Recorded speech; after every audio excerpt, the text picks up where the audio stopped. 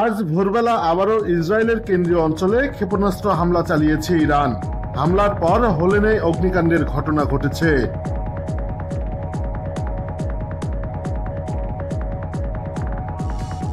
ইসরায়েলের জাতীয় জরুরি সেবা সংস্থা ম্যাগেন ডেভিড অ্যাডাম জানিয়েছেন, দেশটির দক্ষিণাঞ্চলেও কয়েকবার সাইরেন বেজে ওঠে।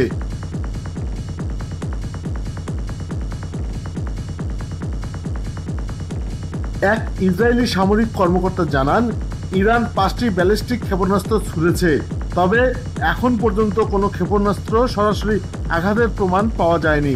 প্রাথমিকভাবে কোনো হতাহতের খবরও নেই।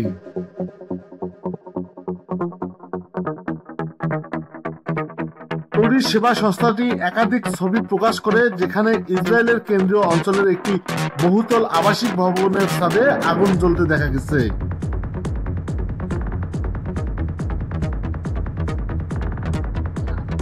স্থানীয় গণমাধ্যম বলেছে, একটি প্রতিরোধক ক্ষেপণাস্ত্রের ধ্বংসাবশেষ পড়ে এই আগুনের সূত্রপাত হয়।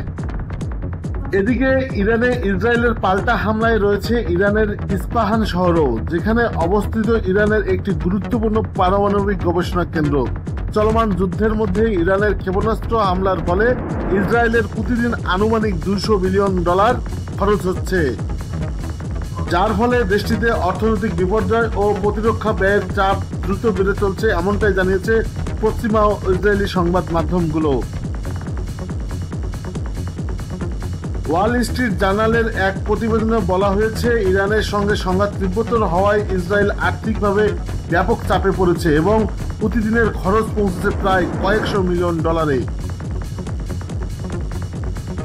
Desk report, Lalmonirhat news.